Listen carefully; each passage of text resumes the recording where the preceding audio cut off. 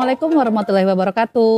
Jumpa lagi di program Ruang Kesehatan. Salam sehat, orang hebat, hidup sehat.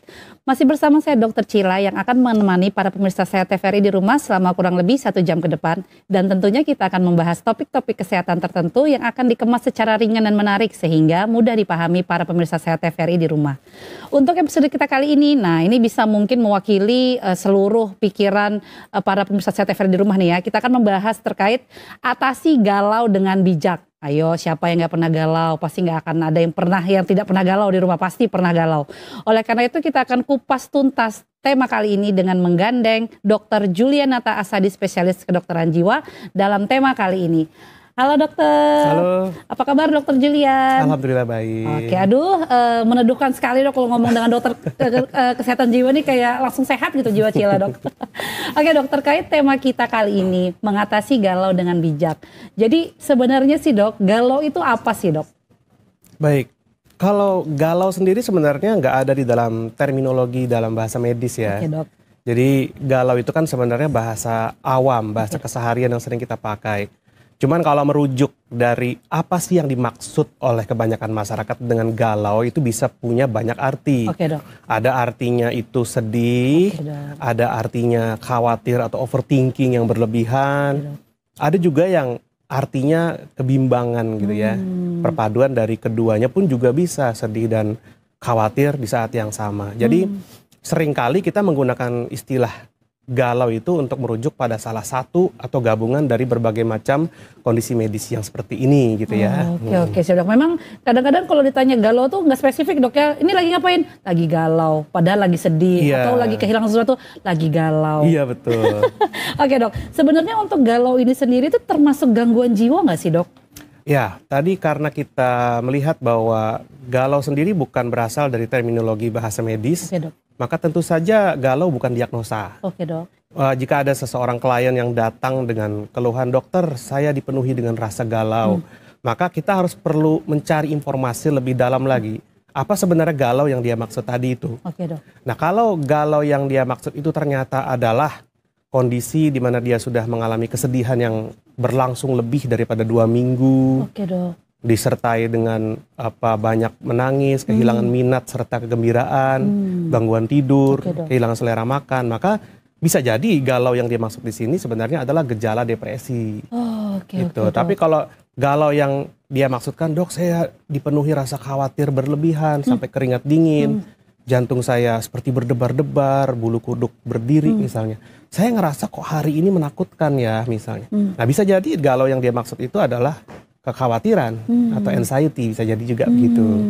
Oke. Siap dok. Berarti nggak spesifik ke diagnosis suatu penyakit dok ya. Kalau galau ini dok ya, saking luasnya definisi galau di sini dok ya.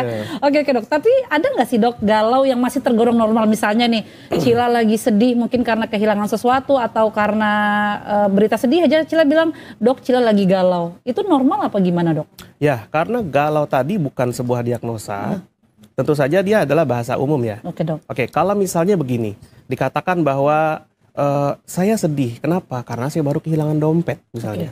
Atau saya khawatir, kenapa? Karena minggu depan saya ujian. Pertanyaannya apakah galau ini adalah suatu gangguan kejiwaan?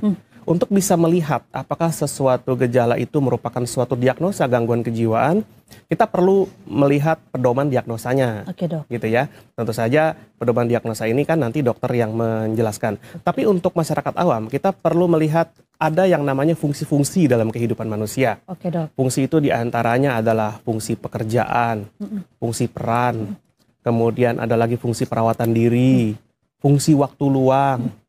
Nah ini fungsi-fungsi ini terganggu nggak dengan si galau tadi? Contoh, dia galau nih, gara-gara galau, dia yang biasanya ikut gotong royong ngumpet di rumah. Gara-gara galau nggak selera makan. Gara-gara galau udah nggak mandi lagi. Mengganggu fungsi-fungsi keseharian. Maka di situ kita melihat bahwa ini sudah mengarah ke kondisi yang bisa jadi galaunya bukan galau biasa gitu. Bukan hanya cinta biasa dok ya, galau juga ada galau yang biasa dok ya. Ini yang disebut tadi galau yang normal dok ya, saat dia tidak ada tanda-tanda dari gangguan kejiwaan yang terkait depresi betul. atau ansietas tadi dok ya? Galau itu harus ada juga pada orang normal. Oke, dok. Karena kita kan punya emosi, punya. Kalau orang tidak galau ya malah jadi aneh juga. Iya dok, akan datar gitu dok ya, tanpa emosi kan. Iya betul. Berarti memang normally dok ya? Normal. Kalau kunci mobil saya hilang terus saya nggak galau kan aneh ya. Oh iya benar. Jadi santai-santai. Oh iya berarti itu ada suatu perasaan yang normal dok ya? Normal sebenarnya. Oke siap dok. Kira-kira nih dok, penyebabnya apa sih dok tersering dok? Ya kalau kita melihat situasi yang sekarang nih ya, kebanyakan galau yang barangkali dimaksud oleh kebanyakan orang sekarang ini adalah galau yang disebabkan oleh karena maraknya arus informasi. Oke dok. Sekarang itu kan arus informasi nggak terbendung tuh. Betul dok. Setiap menit, setiap detik jutaan informasi masuk melalui media sosial, melalui YouTube dan segala macam. Yang isinya tuh bikin kita tuh beneran jadi galau. Contoh misalnya, ada pendapat-pendapat yang nggak tahu sumbernya dari mana. Kamu sudah berusia 30, kamu harusnya sudah punya ini, punya itu, punya ini, punya itu. Iya kan? Iya dok, betul. Bagi orang yang menggunakan standarnya begini yang dibuat oleh orang ini, jadi galau dia. Berarti saya gagal, berarti saya kalah. Muncullah rasa insecure dalam diri dia karena dia tidak bisa memenuhi standar yang dibuat oleh orang lain bagi diri dia. Nah ini jadi masyarakat sekarang itu lebih banyak galau disebabkan oleh karena berita-berita informasi yang beredar di internet yang sebenarnya nggak ada juga fungsinya langsung secara buat mereka gitu ya. Iya dok.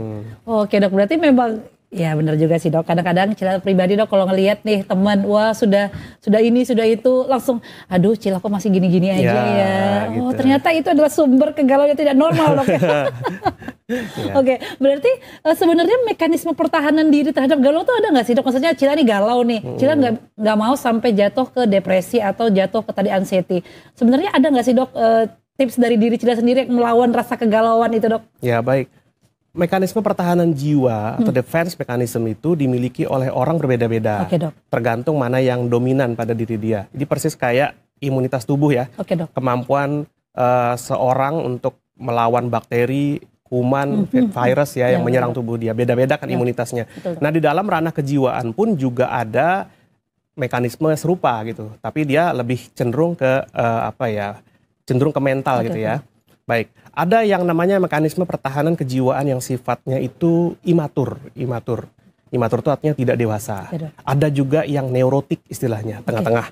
Ada lagi yang matur, yang sangat sehat. Kita ambil masing-masing contohnya saja ya. Dok. Yang tidak dewasa, contohnya adalah acting out misalnya. Ketika seseorang itu marah atau tersinggung dengan suatu ucapan, dia nggak pakai banyak pikir, langsung banting meja, langsung banting gelas. Dok. Itu acting out. Atau ditegur marah langsung main pukul, langsung main damprat, kata-kata kasar misalnya. Dok. Itu adalah bagaimana dia mencoba untuk mengusir rasa tidak nyamannya di dalam diri dia itu dengan mekanisme yang itu. Mekanisme yang primitif tadi. Dok. Tapi pada orang-orang dengan mekanisme yang lebih dewasa, Dok. barangkali misalnya contohnya altruism ya istilahnya. Ada orang yang sedih saat ini karena kehilangan ayahnya, wafat gitu. Maka dia menjadi relawan untuk membantu orang-orang agar tidak mengalami kondisi yang serupa seperti ayahnya dulu. Alih-alih dia marah, menyalahkan orang lain, dia lebih memilih untuk menjadi relawan. Positif kan? Positif banget. Bro. Nah, pertanyaannya bagaimana agar seseorang bisa punya defense mechanism yang bagus nih? Itu perjalanannya panjang. Ada yang didapat melalui bertemu dengan orang-orang positif dalam hidupnya, melalui seminar-seminar pengembangan diri, atau melalui pendekatan-pendekatan dalam keagamaan. Ya.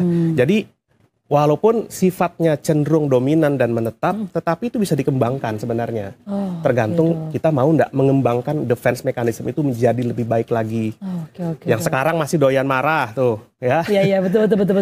Ada juga tuh yang dikit-dikit sakit kepala. Dimarahin gurunya, dimarahin dosennya, pulang-pulang sakit kepala, keliying-keliying, pingsan. Waduh. Nah, itu somatisasi namanya, defense mechanism yang mencoba untuk melawan rasa tidak nyamannya dengan ekspresi berupa keluhan-keluhan fisik di badan. Itu termasuk yang tidak dewasa juga sebenarnya. Nah, gitu ya. Kira-kira sepintas lalu. Wah, banyak ya dok. Cila juga pribadi yang masih kayaknya imatur berarti dok ya. Maksudnya hal-hal yang janggal atau apa tuh kadang Cila ungkapkan ya. Kalau Cila misalnya dimarahin ya Cila langsung belak-belakan gitu. Kenapa marahnya seperti itu? Emang Cila salah apa gitu? Ternyata itu termasuk kayak imatur dok ya. langsung mengemukakan pendapat tapi tidak dicerna terlebih dahulu mungkin dok. Kalau langsung marah barangkali jadi acting out jadinya. Oke. Tapi ada yang tadi altruisme, waduh itu kayaknya tinggi banget dah dok levelnya itu ya, bahwa dia sudah melakukan penerimaan diri, bahkan self reflecting untuk membantu orang terkait permasalahan yang dialami gitu dok ya. Ada juga namanya supresi. Supresi itu juga masuk kelompok yang dewasa ya. Dok. Ketika dia ada permasalahan, sudahlah nggak usah dipikirin. Kayaknya tuh nggak terlalu penting buat kita ya. Kita pikirin yang sekarang aja. Gitu. Wah, Masya Allah. Nah itu bagus tuh. Itu dewasa juga dok. Iya. Butuh waktu deh kayaknya dok, waktu yang panjang banget untuk sampai ke dewasa. Tapi memang hal-hal mekanisme mental dok tadi itu ya. Mekanisme pertahanan jiwa. Pertahanan jiwa itu terbentuknya dari apa dok? Yang mempengaruhi masing-masing orang beda tuh apa dok yang mempengaruhi dok? Pengaruhnya tadi lingkungan. Oke dok. Pernah bertemu dengan orang-orang yang positif, pelatihan-pelatihan yang pernah dia ikuti barangkali, atau pendekatan agama yang mumpuni misalnya. Kalau dia dekatnya sama orang-orang defense mechanism yang acting out juga, yang sama-sama imatur juga, dalam satu kelompok itu ya, satu rumah isinya orang yang emosian semua, menyelesaikan masalah dengan cara yang praktis. Praktis itu artinya gak usah pakai banyak omong, langsung main pukul, dia akan belajar dari pola yang sama gitu kan. Gitu, bahwa sesuatu tuh nggak perlu dipikirkan, caranya gitu loh untuk mendapatkannya. Gitu. Jadinya jangan biarkan galau itu tetap bersemayam dalam pikiran kalian gitu. Oke dok. Tips jitunya dok, saat Cila galau nih, apa yang harus Cila lakukan selain tadi udah berdamai, tapi ternyata susah banget nih mau berdamai, tapi Cila nggak mau ke psikiater nih dok, apa yang harus Cila lakukan ini dok? Pertama gini, otak kita itu paling pandai untuk menciptakan skenarionya sendiri. Oke dok. Nah, dia pandai untuk membuat sebuah skenario buruk, baik itu apa, itu karena kita biasakan begitu. Oke dok. Oleh karena itu kita perlu melatih diri kita untuk berfokus pada hari ini saja. Hidup tentang hari ini. Oke dok. Hidup bukan soal kemarin, hidup juga bukan soal hari besok yang belum terjadi. Jadi untuk menghindarkan pikiran kita galau kesana kemari, yuk kita mindful. Apa itu mindful? Mindful itu artinya kita selalu hadir dalam segenap aktivitas yang kita lakukan setiap harinya. Contoh nih misalnya pelihara kembang nih, siram-siram tanaman. Perhatikan kembang itu, segarnya dia sekarang. Kita sirami dia, betapa kelopaknya yang merekah misalnya. Kita fokus pada itu. Jadi jangan membiarkan pikiran kita mengembara sementara kita sedang melakukan aktivitas-aktivitas harian kita. Siram tanaman sambil nangis misalnya. Atau makan sambil berurai air mata. Itu artinya kita tidak mindful. Tidak sepenuhnya berada di sana. Cenderung mudah galau akhirnya kan? Betul dok. Nah oleh karena itu kita harus berfokus. Selalu fokus, selalu hadir dalam segenap aktivitas yang Anda lakukan sepenuhnya di sana. Kalau misalnya Anda mencuci piring, misalnya nih pekerjaan rumah tangga, ya berarti benar-benar hadir di sana. Dirasakan kesat piringnya, sabunnya, susunan piringnya yang rapih di sana gitu. Mindful, benar-benar hadir di sana.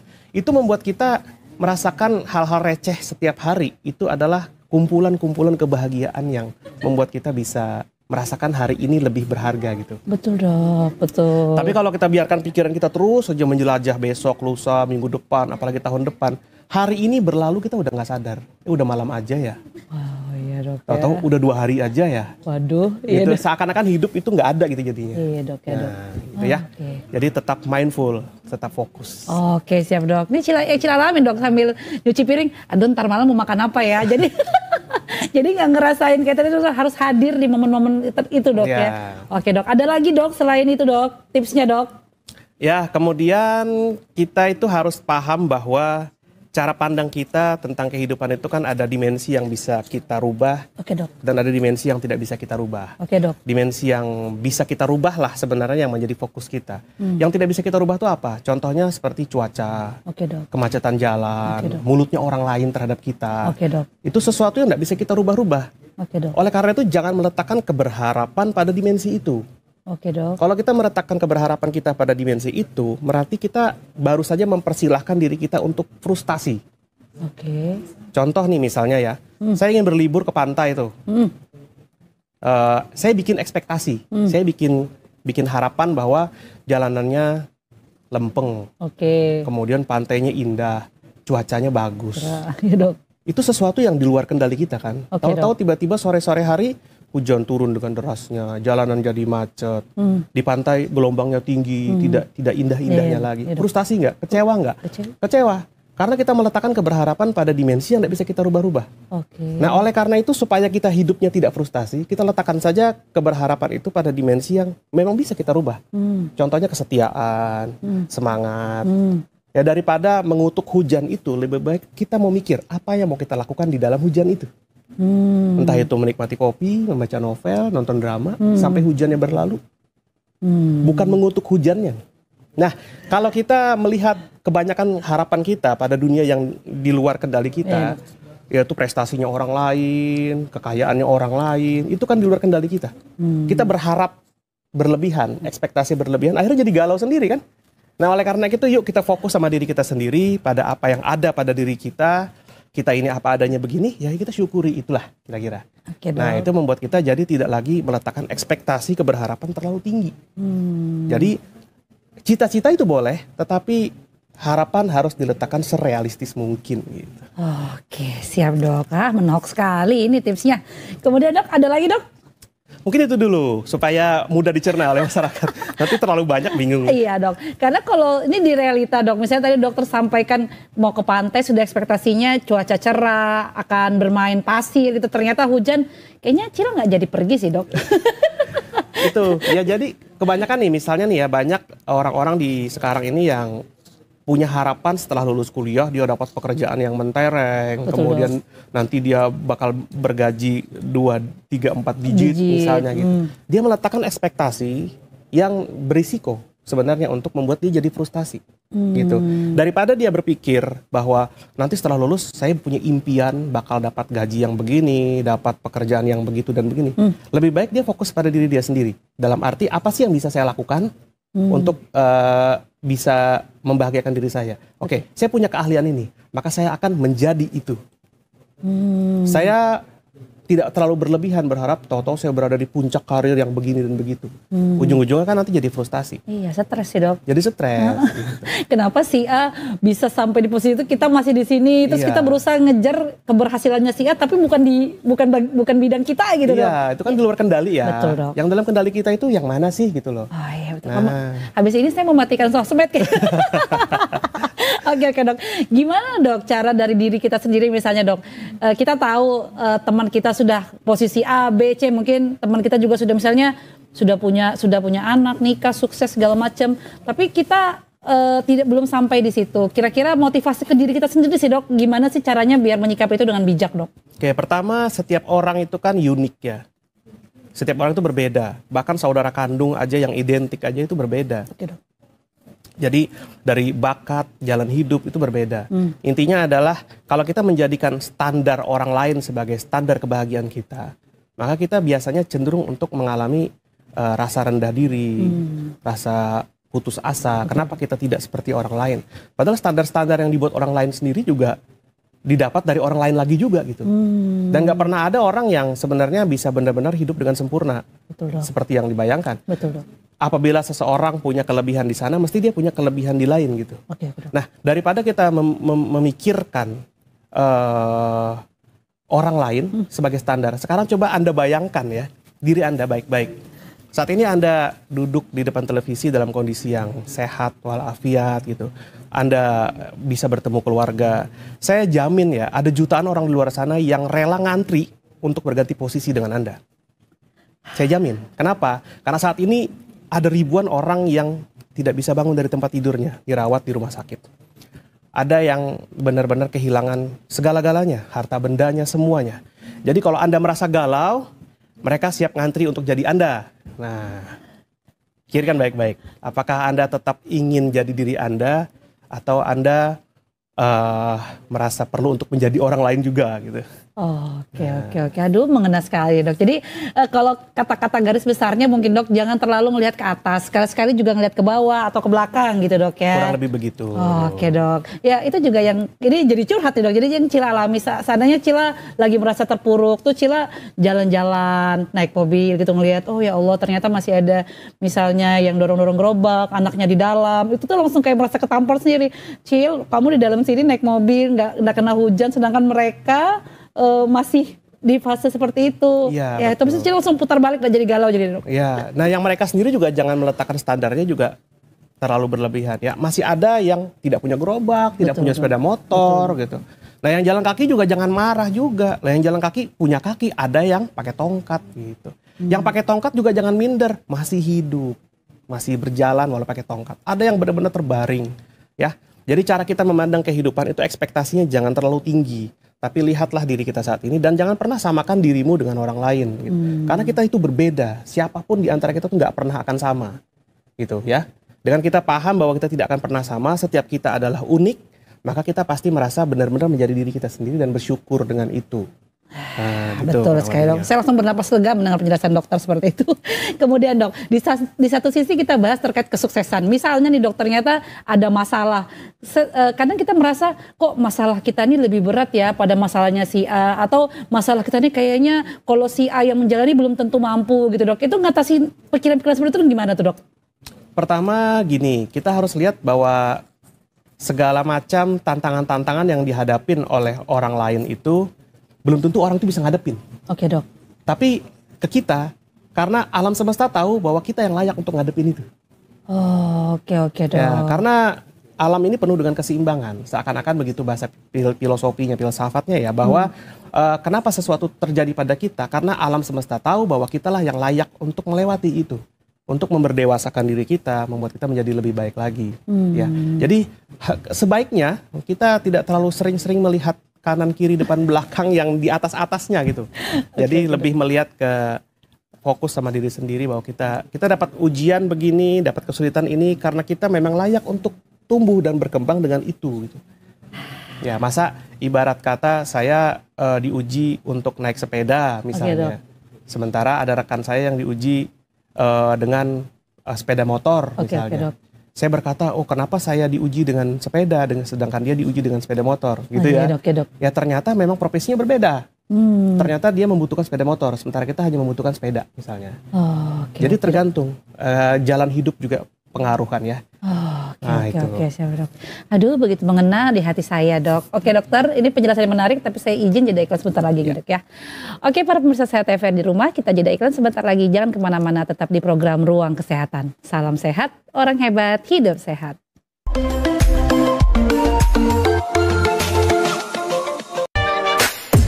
Show enough, is it finna fight till the lights go up? Then it's all night till the sun rose up.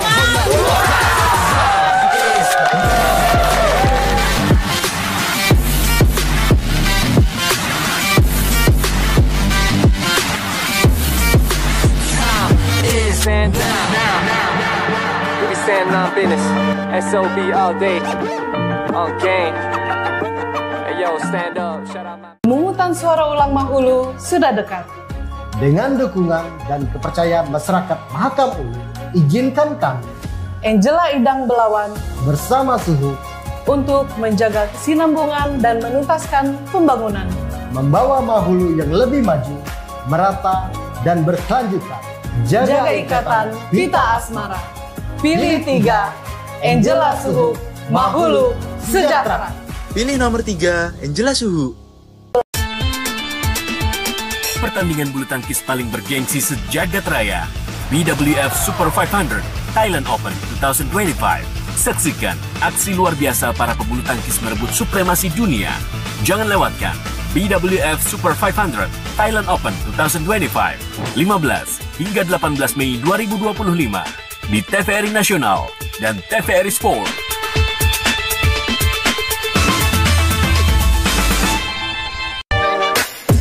Show enough, is it finna fight till the lights go up? Then it's all night till the sun rose up.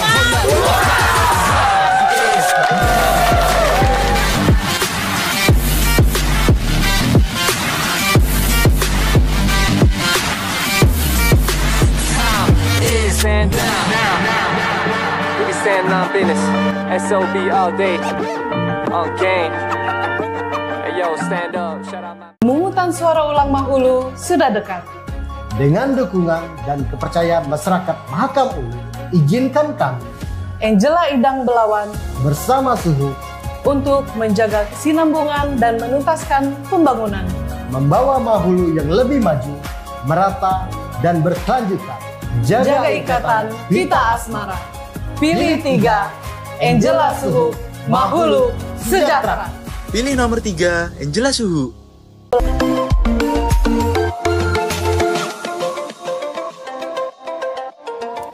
Oke pemirsa Sehat TVRI di rumah, kembali lagi di program Ruang Kesehatan. Salam sehat, orang hebat, hidup sehat.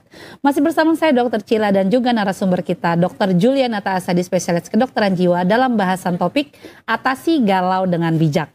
Oke Dr. Julian, aduh ini sudah mengena sekali di hati saya pembahasan kita di sesi 1, sesi 2 dok. Di sesi ketiga ini nanti Cila meminta konfirmasi kepada Dr. Julian terkait pernyataan-pernyataan yang terkait kegalauan ini dok ya. Kita akan bahas dok di sesi mitos atau fakta.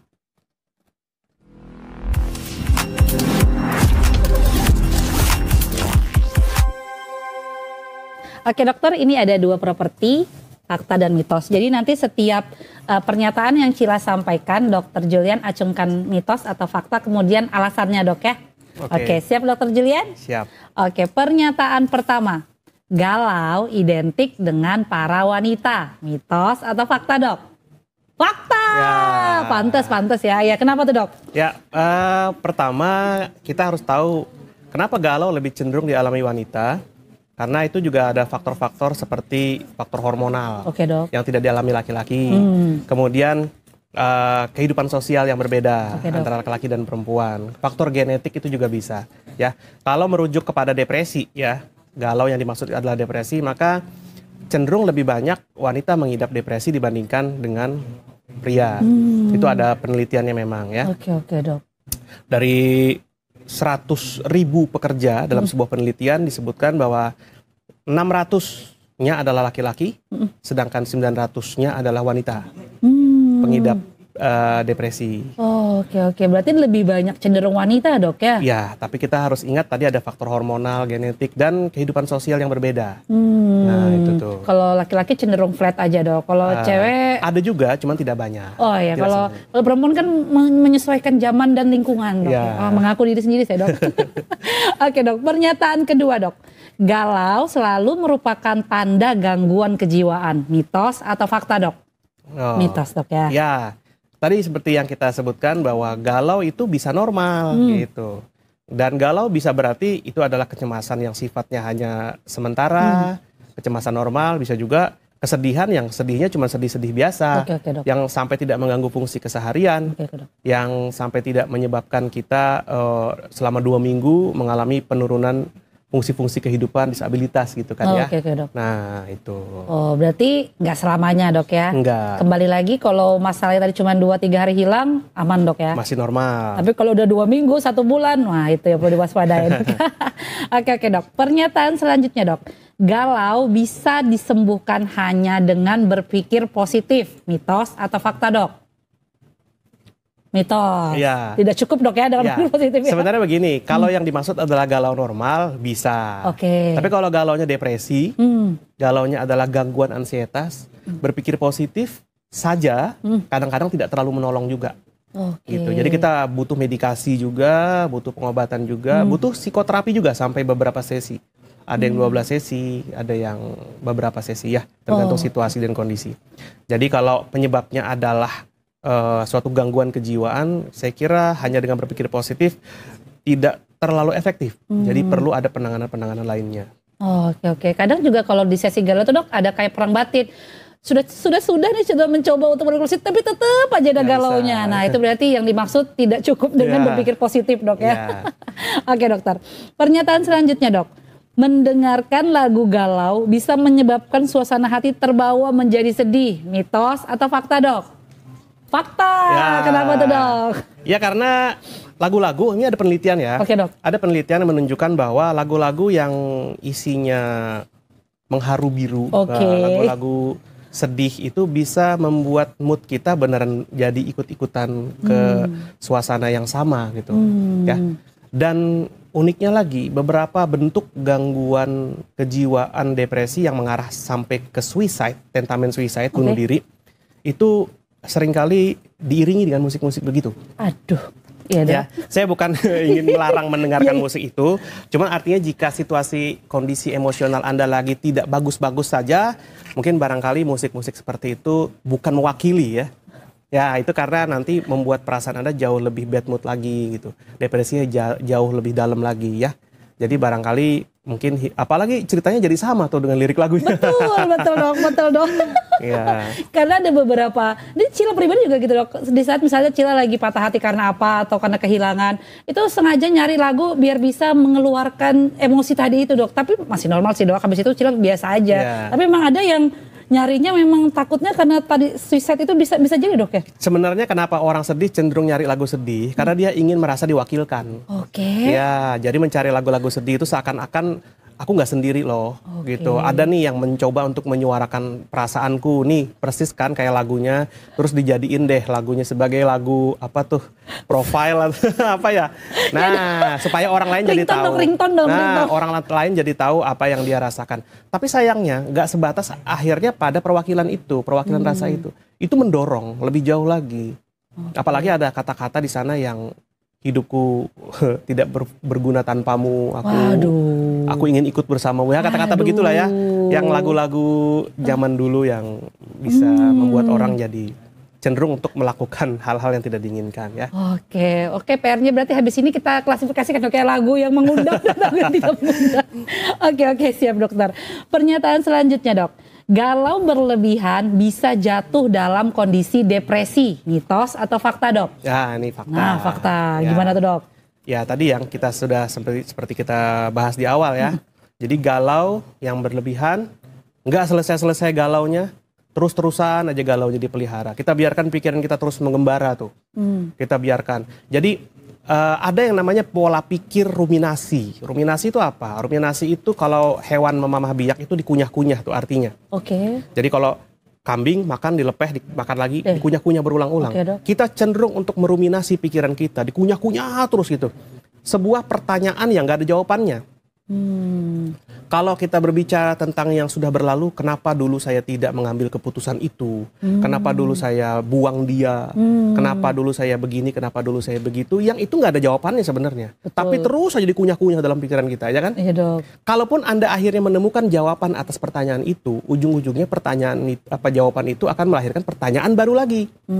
Kenapa dulu saya menyia-nyiakan dia? Dicari-cari, dipikir-pikir, ujung-ujungnya ketemu jawabannya. Karena kamu begini. Kenapa aku begitu? Pertanyaan baru lagi. Betul. Dikunyah-kunyah. Nah, pola pikir ruminasi ini bisa menyebabkan Anda jatuh ke kondisi depresi.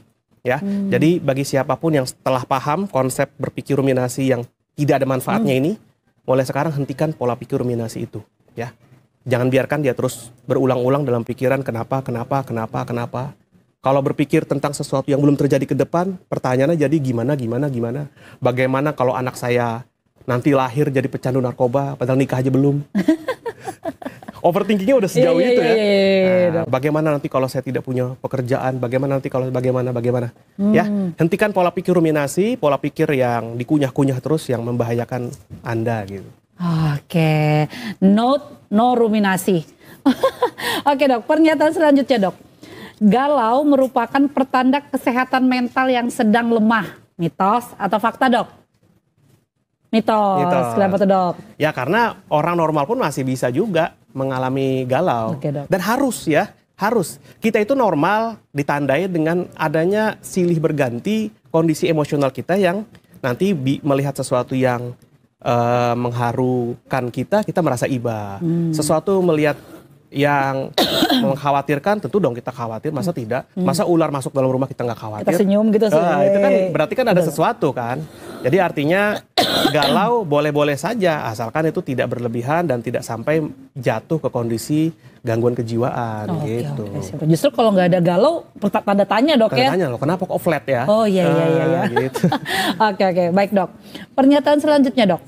Menghindari rasa galau lebih baik dibandingkan menghadapi galaunya. Mitos atau fakta dok?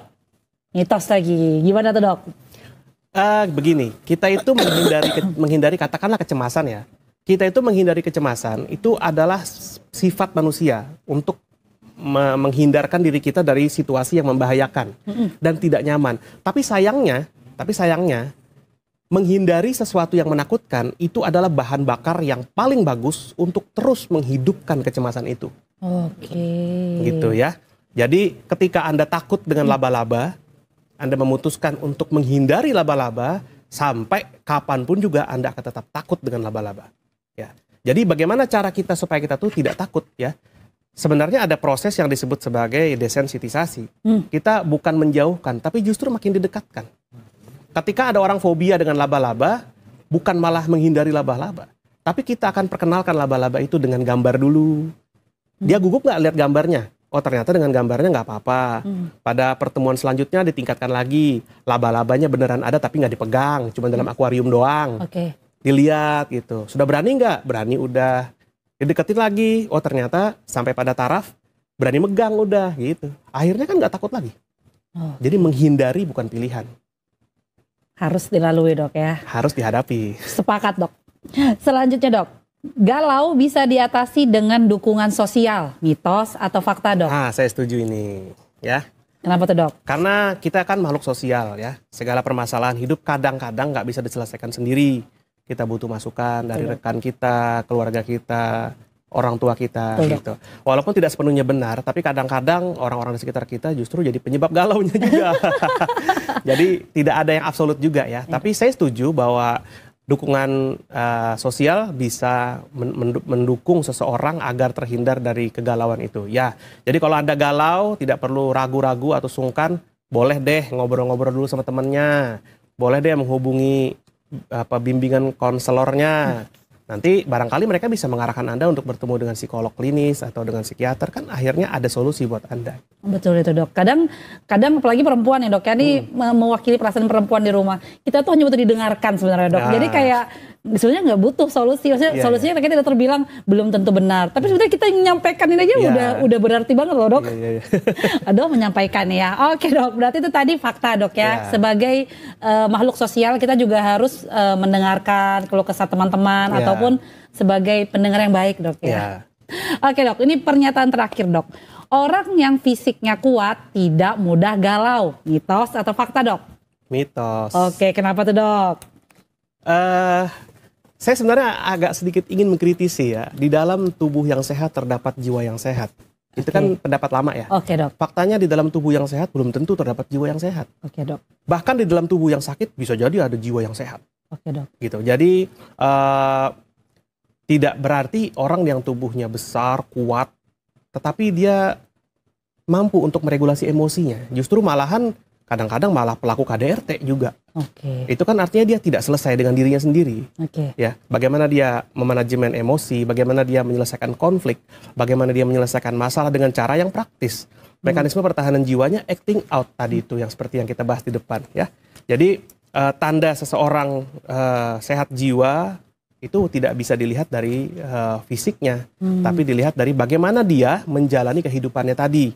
Bagaimana cara dia berespon terhadap segala permasalahan kehidupannya dengan arif dan bijaksana, ya, bukan menghancur-hancurkan, berkata-kata kasar, adu jotos di jalanan. Aduh. Oke, siap dokter. Berarti memang itu adalah mitos dok ya. Belum tentu yang tampakan luarnya sehat ternyata dalamnya sehat, belum tentu dok ya. Oke, siap dokter Julian. Aduh, ini sebenarnya temanya kalau boleh 2 jam sebenarnya saya sepakat nih ya. Tapi nanti mungkin di pertemuan selanjutnya dok kita akan bahas terkait tema-tema lain. Ini sudah terasa 1 jam dok, kita sudah ngobrol-ngobrol terkait atasi galau dengan bijak. Mungkin untuk penutupannya dok, saya persilakan kepada dokter Julian untuk memberikan closing statement dok terkait atasi galau dengan bijak. Oke, pikiran itu melahirkan perbuatan. Perbuatan akan melahirkan sebuah kebiasaan. Kebiasaan akan menciptakan sebuah karakter, dan karakter itu nanti akan menentukan nasib hidup Anda. Oleh karena itu, Anda harus bijak dan hati-hati dengan cara Anda berpikir dari sekarang. Gitu. Oke, siap dok. Masya Allah sekali nih closing statementnya dok. Oke dokter, jika ada pemirsa Sehat TV di rumah yang ingin berkonsultasi lebih lanjut kepada dokter Julian, bisa temui dokter di mana dok? Bisa berkonseling dengan saya di Rumah Sakit Inci Abdul Muiz di hari kerja ya. Dan di Klinik Utama Rahmi di Jalan Sirat Salman.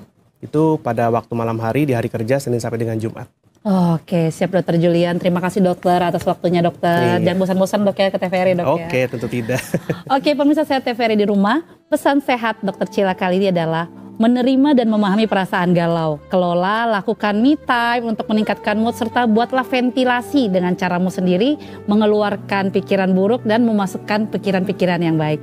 Oke, terima kasih atas perhatiannya. Jangan lupa terus saksikan Ruang Kesehatan di channel TV kebanggaan kita TVRI. Salam sehat, orang hebat, hidup sehat. Assalamualaikum warahmatullahi wabarakatuh.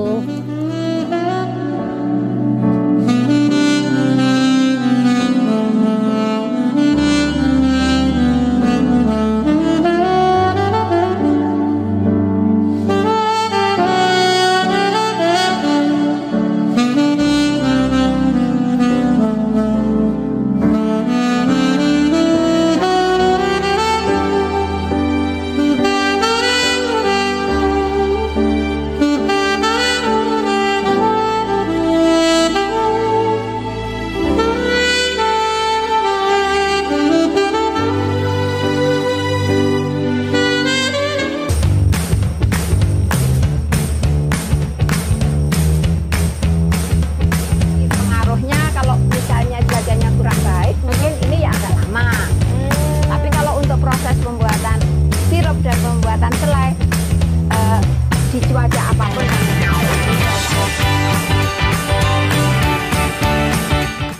Kenapa tayangan TV sekarang begini? Gosip semua, drama semua, provokasi semua, hiks. Gak bahaya kah? Aku lelah, aku kesal. Gimana kalau nonton TVRI aja?